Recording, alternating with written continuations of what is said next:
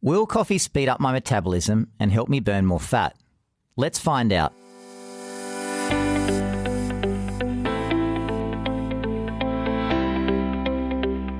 Welcome to 9 Minutes to Better Health, a podcast series that breaks down real science for you to use in your daily life. G'day, I'm Dr. Nick Fuller. I'm an obesity expert from the University of Sydney and RPA Hospital. In my 15 years in the field, I've seen, heard, and helped people from every demographic. And I've seen, heard, and observed every fad diet and weight loss diet that exists. And here's the thing, they all work short term, but then the weight comes back. The truth about obesity is it's a multifaceted problem. And on 9 Minutes to Better Health, I'm going to arm you with the science that you can use every day to answer important questions.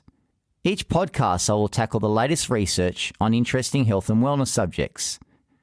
I'll chat about topics like, what weight loss pills work best? Is it okay to skip breakfast? And is it okay to have full-fat dairy, which is a topic we tackled last week, so make sure to go back and listen. But back to today's chat. Will the daily coffee speed up my metabolism and help me lose weight?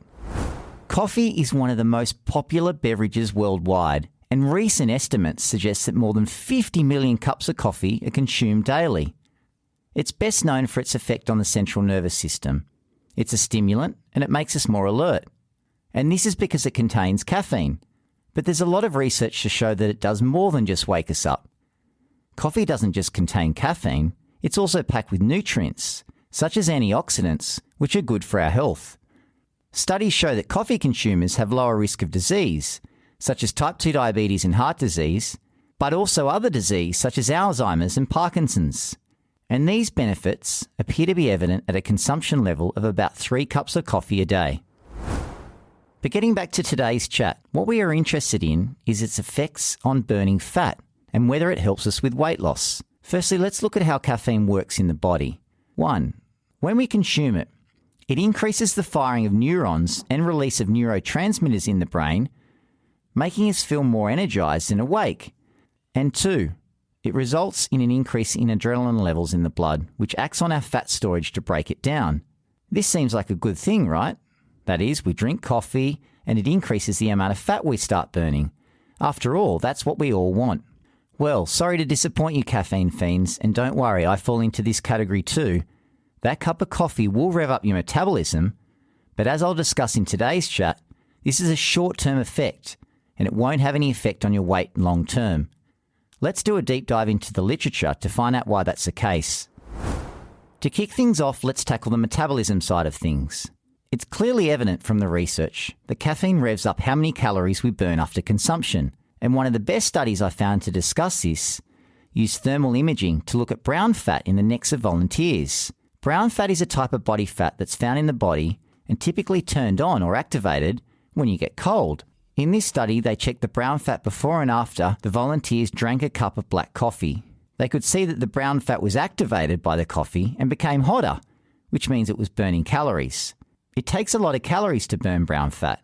In fact, it produces around 300 times more heat per gram compared to any other tissue in the body. So not only is caffeine mobilizing your fat stores so you burn fat instead of carbohydrate, it's also increasing the amount of brown fat you're burning, which is revving up your metabolism. But remember that this is at the time of consumption and for a couple of hours after.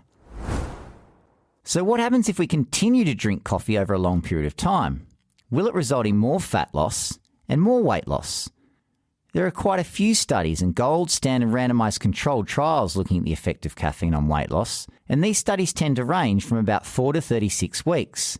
But one of the biggest problems is that many of them examine various weight loss supplements that contain caffeine and other ingredients, rather than examining the effect of caffeine alone. Specifically, the combination of caffeine and ephedra, which is a stimulant you'll also find in speed, and that has since been banned because of the serious side effects and health problems it caused. In the few studies which look at coffee or caffeine alone, weight loss is small and not noteworthy.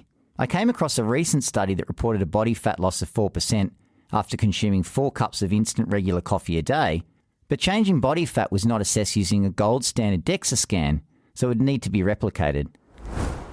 I also found a few studies looking at coffee supplemented with chlorogenic acid. Now, this is an antioxidant naturally found in coffee. Coffee beans are green until roasted. In their green form, they contain a high content of chlorogenic acid, but it's reduced during the roasting process. And chlorogenic acid is thought to reduce how much sugar we absorb in the body and thereby result in weight loss. So what they're doing in these studies is adding it back into the final coffee product. One study reported a weight loss of 5 kilos over 12 weeks, but it does have some methodological concerns, and it was a small sample size. It was also conducted quite a few years ago, so if the results were as good as they say, they would have been replicated in much bigger trials by now. My advice: don't waste your money on weight loss supplements containing caffeine. They're not going to help with your waistline. 2. Don't give up your daily coffee. It may not help with your waistline, but it is good for our health. In fact, of all hot beverages, coffee may be the healthiest. It's loaded with antioxidants and beneficial nutrients, and it may even lower the risk of some nasty diseases and even help you live longer. If you want to improve your sleep, try decaffeinated instead. It's still packed with all the nutrients, but without the caffeine, allowing you to get a good night's rest.